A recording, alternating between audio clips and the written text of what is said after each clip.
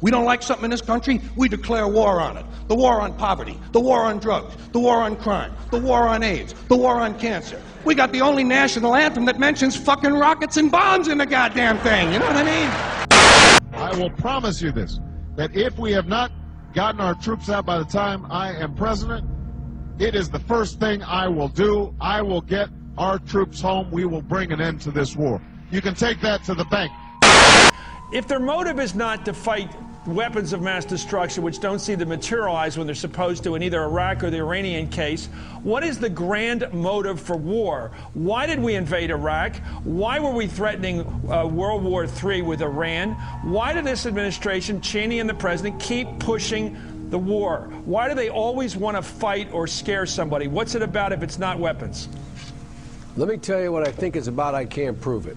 I think it's about our ability to try to dominate that region of the world and control oil. They went to war in the hope that they would be able to do two things. One, have a government that sat on a whole bunch of oil that still exists in the world that would be indebted to us. Two, have permanent military bases in Iraq to dominate that part of the world, to be able to control oil.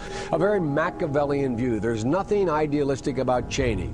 I don't know what President Bush thinks, but I think he's bought hook, line, and sinker. The president has no constitutional authority to take this nation to war against a country of 70 million people unless we're attacked or unless there is proof that we are about to be attacked. And if he does, I would move to impeach him.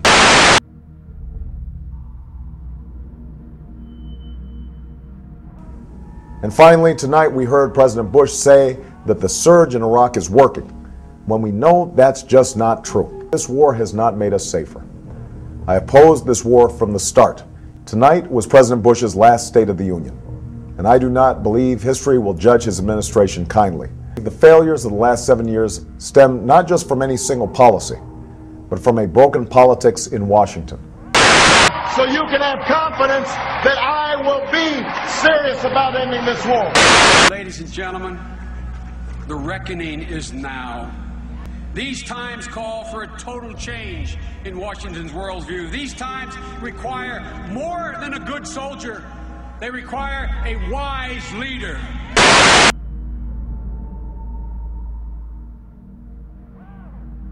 Talk of international involvement in Libya has been tough to avoid for the U.S. Vice President, who's been meeting with Russian leadership. Joe Biden is on day 2 of his visit to Moscow. RT's Katerina Azarova has the details. There's been speculation. Of course, the internet has been rife with sources claiming that Joe Biden has indeed tried to guarantee Russia's support should the U.S. decide to go ahead with its military intervention in Libya. We begin with breaking news. The United Nations Security Council has moments ago voted on a resolution imposing a no-fly zone extending over all of Libya, and that, quote, all necessary means can be used to protect citizens.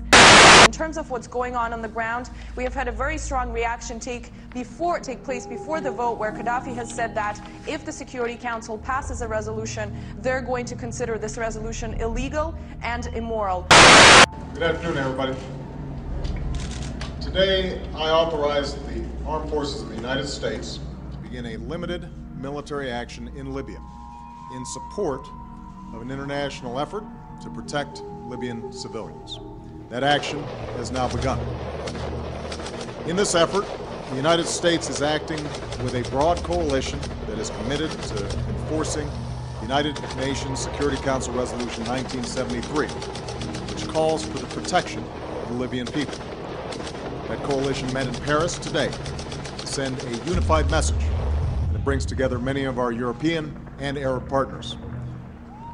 This is not an outcome that the United States or any of our partners sought. Even yesterday, the international community offered Muammar Gaddafi the opportunity to pursue an immediate ceasefire, one that stopped the violence against civilians and the advances of Gaddafi's forces. But despite the hollow words of his government, he has ignored that opportunity. His attacks on his own people have continued. His forces have been on the move, and the danger faced by the people of Libya has grown. I am deeply aware of the risks of any military action, no matter what limits we place on it. I want the American people to know that the use of force is not our first choice, and it's not a choice that I make lightly. But we cannot stand idly by when a tyrant tells his people that there will be no mercy, and his forces step up their assaults on cities like Benghazi and Misrata, where innocent men and women face brutality and death at the hands of their own government. So we must be clear. Actions have consequences, and the writ of the international community must be enforced. That is the cause of this coalition. As a part of this effort, the United States will contribute our unique capabilities at the front end of the mission to protect Libyan civilians and to enable the enforcement of a no-fly zone that will be led by our international partners. And as I said yesterday, we will not, I repeat, we will not deploy any U.S. troops on the ground. As Commander-in-Chief, I have great confidence in the men and women of our military who will carry out this mission. They carry with them the respect of a grateful nation. I'm also proud that we are acting as part of a coalition that includes close allies and partners who are prepared to meet their responsibility to protect the people of Libya and uphold the mandate of the international community. I have acted after consulting with my national security team and Republican and Democratic leaders of Congress. And in the coming hours and days, my administration will keep the American people fully informed. But make no mistake, today we are part of a broad coalition. We are answering the calls of a threatened people, and we are acting in the interests of the United States and the world. Thank you very much. We are at war once again.